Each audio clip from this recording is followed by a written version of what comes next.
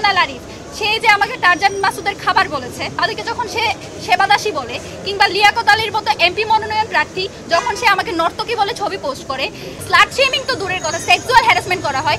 যে মেয়ে একটা দলের হয়ে কথা বলে তার অপোনেন্টরা এসে তার কমেন্ট বক্স, তার ইনবক্স একেবারে ভাসিয়ে ফেলে, নোংরা শব্দচয়ন, তার অশ্লীল ভিডিও বানানো, এইগুলো হয়ে আসছে গত জুলাই থেকে। তো আমাদের যেটা আফসোস সেটা হলো গত 16 বছর ধরে যাদের সাথে থেকে, যাদেরকে আমরা ভাই হিসেবে পাশে রেখে এত বছর ধরে যুদ্ধ করেছি, যাদের সাথে হাতে হাত রেখে, যাদের পাশে থেকে আমরা জুলাই আন্দোলন সফল করেছি, সেই সব ভাইয়েরাই যখন আমাদের সাথে এই ধরনের শব্দচয়ন করে বা আমাদের ব্যাপারে এই ধরনের ভিডিও বানায়, অশ্লীল কুরুচিপূর্ণ কথা বলে, তখন সেটা আমাদের জন্য আসলেই কষ্টকর। এবং সেটা হচ্ছে আমাদের জন্য কি বলবো, আমাদের জুলাইয়ের একটা ব্যর্থতা বলে আমরা মনে করি। দেখুন গত জুলাইও কিন্তু এই ধরনের অনেক কিছুই হয়েছিল, যে ছাত্রলীগের যে মেয়েরা ছিল তাদেরকে বিভিন্নভাবে স্লাট শেমিং করা হচ্ছিল। সেই সময়ও আমরা কিন্তু মেয়েদের পাশে দাঁড়িয়েছিলাম যে মেয়েদের এই ধরনের শব্দচয়ন করা যাবে না, রাজনীতিকে রাজনৈতিক চিন্তা দিয়েই প্রতিহত করতে হবে। তো সেই জায়গা থেকে আজকে যখন এই সব কিছু হয়, আমি আপনাদের একেবারে দুই তিনটা ঘটনা বলি। যখন আমাদের ভাইয়েরা, ছাত্রদলের ভাইয়েরা যখন এই ফ্রেমিং করার চেষ্টা করে যে কারো কি ধরনের কে কাকে সমর্থন করে সেটার ভিত্তিতে যদি কেউ নেতা হয়ে যায়, এই যে পোস্টেড নেতা সহসভাপতি কেন্দ্রীয় হাসান আল আরিফ সে যে আমাকে টারজান মাসুদের খাবার বলেছে। সেকেন্ডলি আমাদের মনসুরা আপা, আমাদের গত 16 বছরের একেবারে সহযোদ্ধা, যাকে আমরা সংগ্রামী নেত্রী হিসেবে মানতাম, সে যখন আমাদের ছাত্রী সংস্থার যারা গত 16 বছর ধরে তাদের চেয়েও বেশি নির্যাতিত ছিল, তাদেরকে যখন সে সেবাদাসী বলে, কিংবা লিয়াকত আলীর মতো এমপি মনোনয়ন প্রার্থী যখন সে আমাকে নর্তকী বলে ছবি পোস্ট করে, হেমা চাকমার মতো বাম জোটের নেত্রী যখন হচ্ছে অশ্লীল শব্দচয়ন আমাকে উদ্দেশ্য করে ব্রততী চক্রবর্তী মৌলী, আশিকুর রহমান রোহান, যারা হচ্ছে নোমান আহমেদ চৌধুরী স্বতন্ত্র শিক্ষার্থী জোটের যে প্রার্থী, তার হয়ে যারা পিআর করে, সেই বামপন্থী লোকেরা যখন এই ধরনের কথাগুলো বলে, তখন আসলে আমরা কারো প্রতিবাদ দেখতে পাই না। এই দ্বিচারিতা, এই ধরনের হচ্ছে সিলেক্টিভ প্রতিবাদ।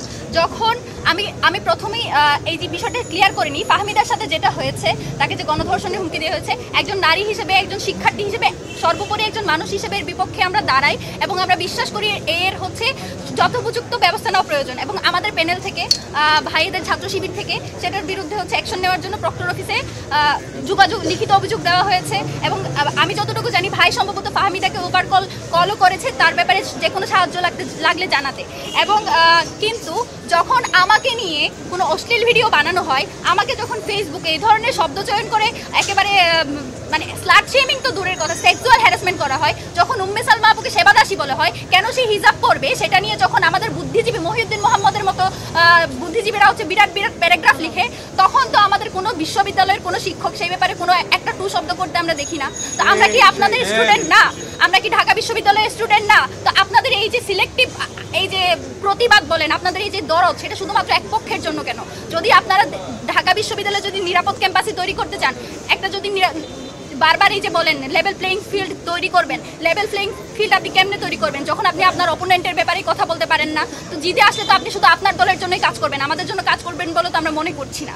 তো এই ব্যাপারগুলো আসলে অ্যাড্রেস করা জরুরি ছিল, কারণ যখন থেকে মনোনয়নপত্র কিনেছি আমার উপর দিয়ে অনেক কিছু গিয়েছে এবং সব কিছু সহ্য করে এই জায়গায় পড়ে থাকার একটাই কারণ, এই জায়গায় আসা, এটা হচ্ছে যেই জনগোষ্ঠীর যে স্টেকটা, যাদের টাকায়, যাদের পয়সায় আমরা এখানে ঢাকা বিশ্ববিদ্যালয়ে পড়াশোনা করি, সেই আসলে জনমানুষের স্টেকটা আসলে বাংলাদেশের ক্ষমতায় বলেন, বাংলাদেশের নেতৃত্বে বলেন, সেই শরিকানা নেই। তাদের সেই শরিকানা নিশ্চিত করার জন্য এই জায়গায় আমি দাঁড়িয়ে আছি শক্ত হয়ে।